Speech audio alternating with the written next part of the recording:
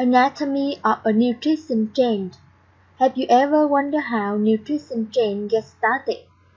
Why did fat-free become all the rage in the 1990s? Why is low carb currently the in thing? Consumer complain that health advisors kept changing their minds. On the other hand, consumers also change their priorities when it comes to the nutrition topics they are interested in. Are trends really that hard to understand?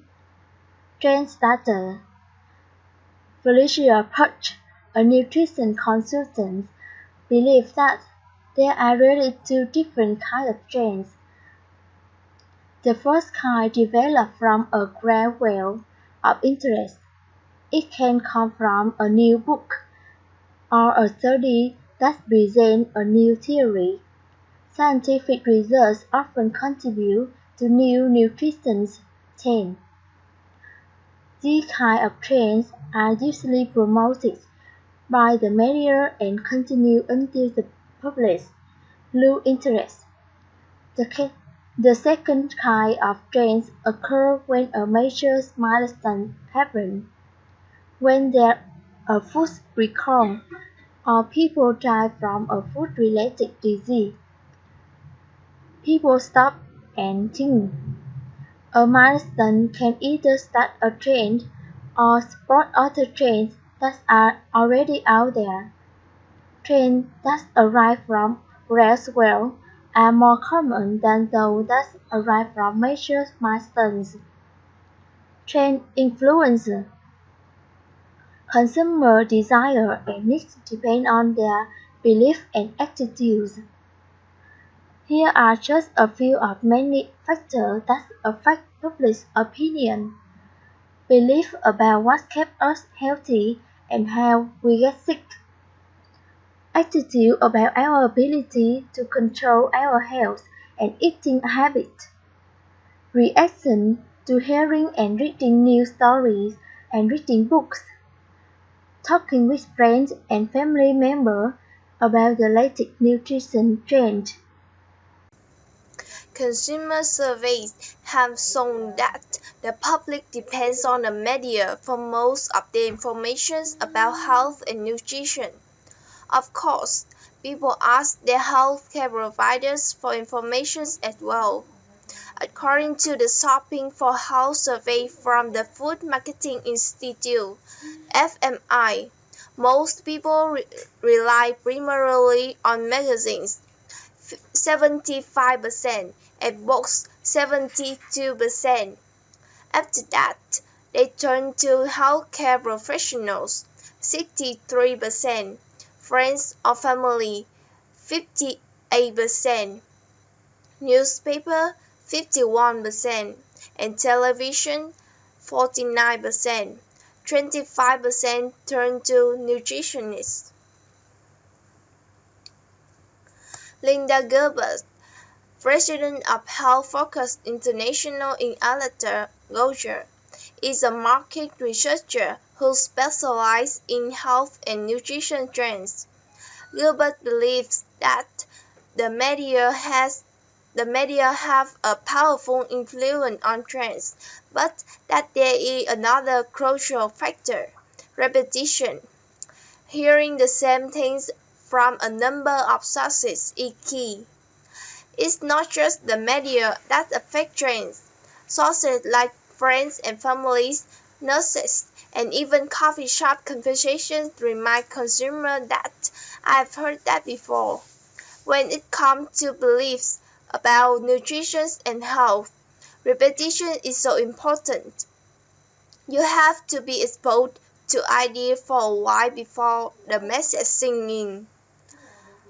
Felicia first agreed that the media influenced what people hear and read about nutrition and health. People get their information from the media, and the media often depend on a few top sources. Reporters tend to feed up each other. A newspaper article can lead to a TV story or a magazine article, and vice versa. The Food Marketing Institute, FMI, in Washington, D.C., has studied consumer attitudes about nutrition and health for the last 20 years. FMI survey data show that the percentage of consumers reporting that they are very concerned about the nutritional content of what they eat was relatively stable from the mid-1980s through the mid-1990s. Since then, this percentage has fallen a bit.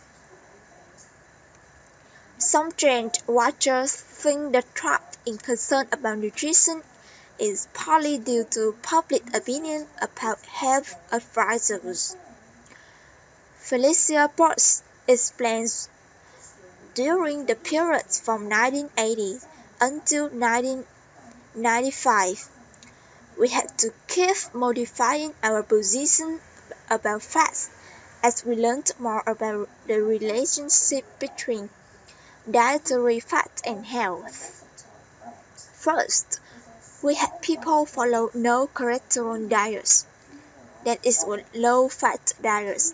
After that, it became low-saturated fats. Now we're talking about low-trans fat diets. I think this changing advice has had an impact on people just giving up. In defense of nutritionists, Bush asks, there was so much information coming out at once. No wonder the public was confused. It's hard to help people understand that science is an ongoing process. Where do we go from here? Trends in nutrition come and go.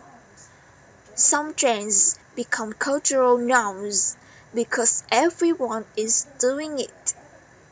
Others die because different needs and interests elude them. According to data from a health-focused international survey, consumers are now very interested in health benefits that certain foods may provide. The media's interest in nutrition has also shifted more towards the subject of functional foods, meaning foods that claim to have specific health benefits. The International Food Information Council recently conducted a meta-analysis that offered some interesting results. News stories about vitamin and mineral intake, antioxidants, and specific functional foods accounted for 12% of all media discussions about diet, nutrition, and food safety. The other topics reported on most often were biotechnology 12%, disease prevention 9%, and foodborne illness 8%. Also, news stories about fat have shifted from a focus on low-fat foods to how certain types of fats, such as omega-3s and omega-6 fatty acids, can have health benefits. Certainly, nutrition is still a hot topic among consumers, even though they may be less concerned now than they were in the 1990s. Nutrition trends, like all trends, change with time.